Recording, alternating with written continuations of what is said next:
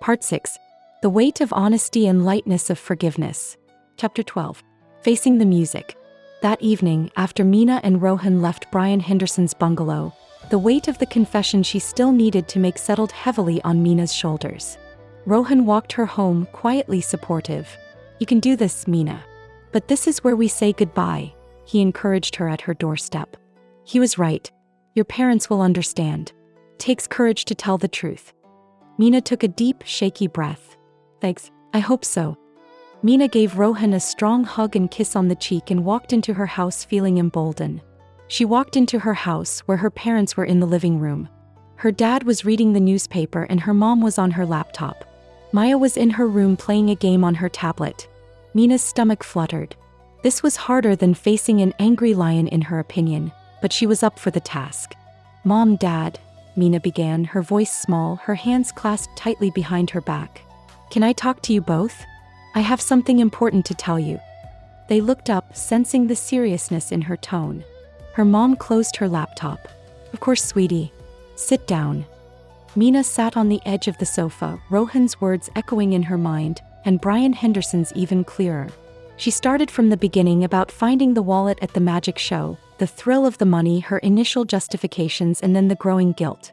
She talked about buying the ring light and software, the gifts for them and snacks for herself, and the socks and shoes for Alex.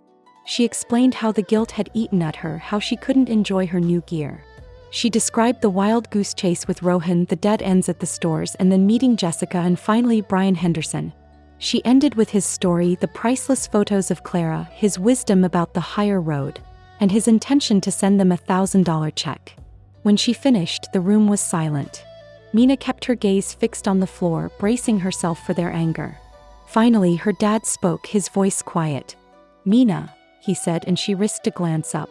His expression was serious, but there was something else there too, understanding.